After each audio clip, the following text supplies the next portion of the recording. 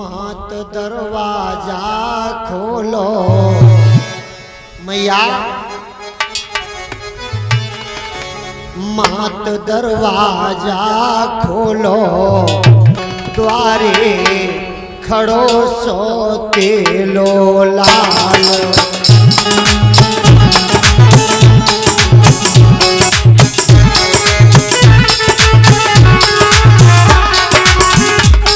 बोलो बोलो सब लोग तालियों के साथ। मात दरवाजा खोलो, द्वारे खड़ो सो तेलो लाल। प्यारे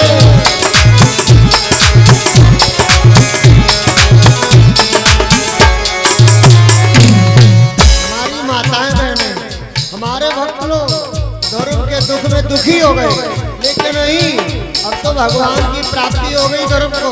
प्रसन्न मुद्रा में बोलो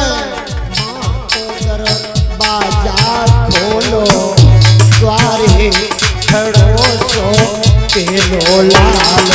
मात दरवाजा खोलो, द्वारे खड़ो सो तेलो लाल।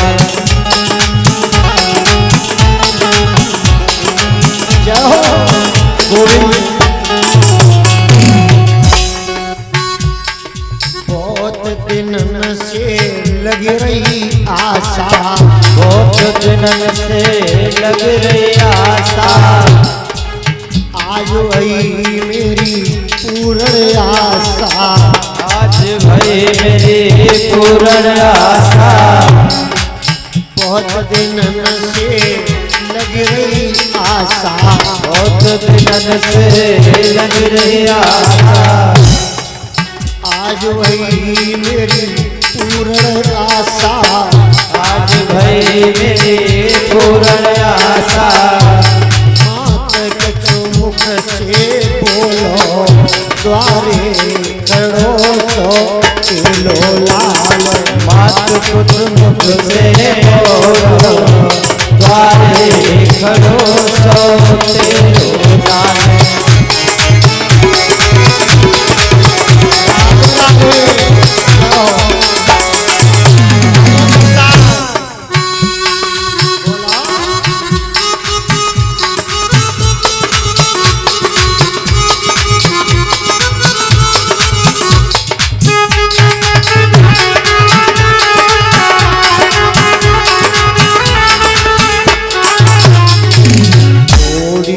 गुरुदेव भवानी की।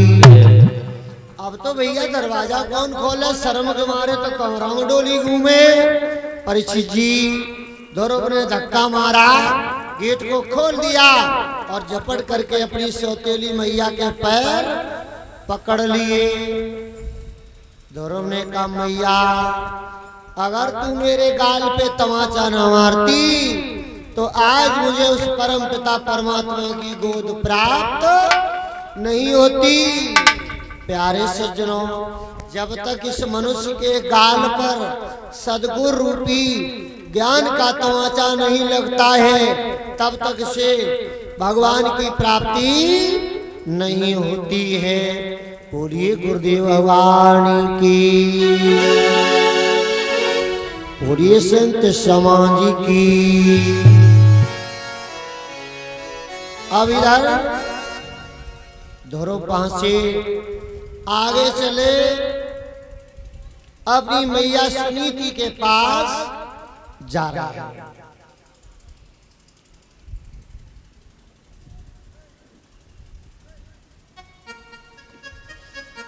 सुनीति के पास पहुंचे। सुनीति ने अपने लाल को देखा, झोपड़ी से दौड़ी, दौड़ के अपने लाल को गोद में लिया। बेटा, ओहो मेरे लाल, आज आंखों के तारे, कैसे आ गए तुम इतने समय के बाद?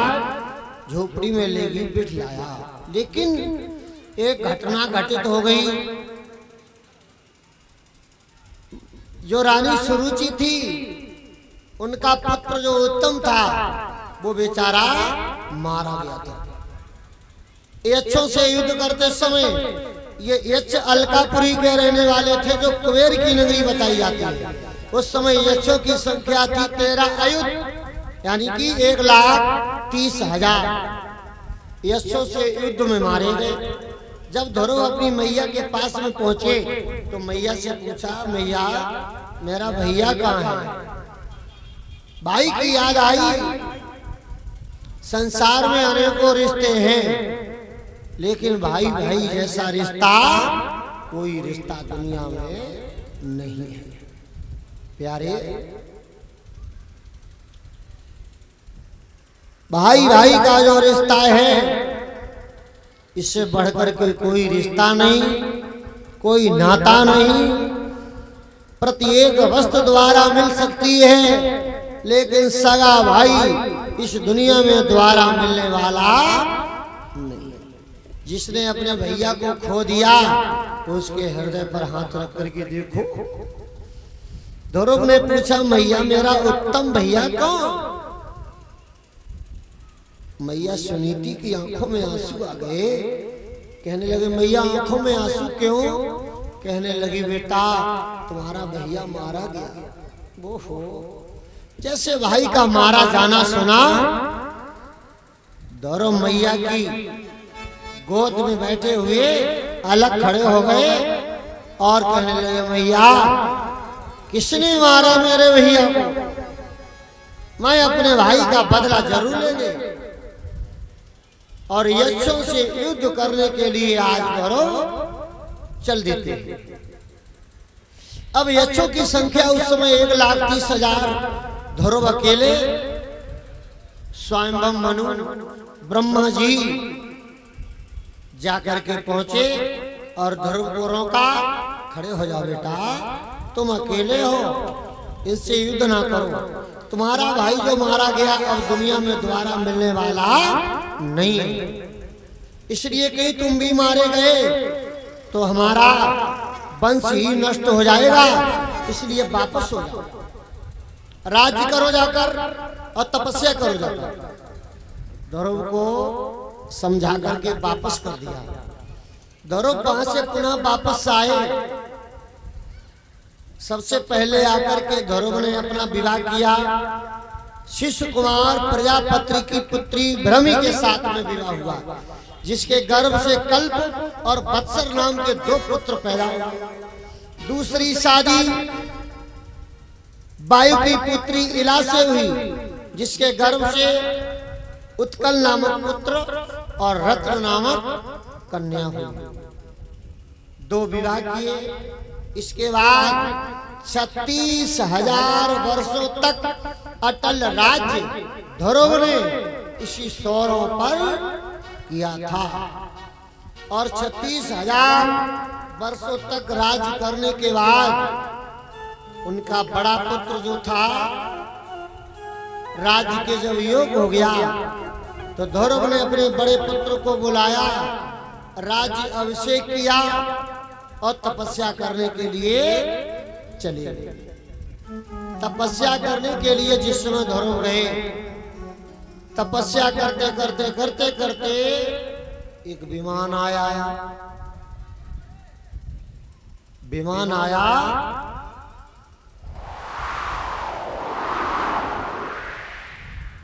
विमान में 2 पार्षद बैठे थे, नंद और सुनंद। दोनों ने ध्रुव को उठाया और उसी विमान में बिठा लिया और विमान को लेकर के चल दिए।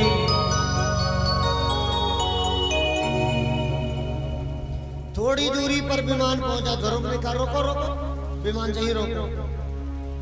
विमान को रोका। ध्रुव ने कहा, ये बताओ मेरी दोनों माताएं कहाँ? परीक्षित जी, मेरी दोनों माताएं कहाँ? पार्षदों ने कहा, बेटा ध्रुव, तुम्हारा जो विमान जा रहा है वो देखो, तुम्हारे विमान से जो आगे विमान जा रहा है उसमें तुम्हारी दोनों माताएं जा रही हैं। आज ध्रुव अपनी दोनों माताओं के सहित परमपिता परमात्मा के धाम को चले जाते हैं। बोलिए ध्रुव लाल की जय हो। पुत्र कैसा होना चाहिए। आजकल का कोई बालक होता तो अपनी सौतेली मैया को लेके जाता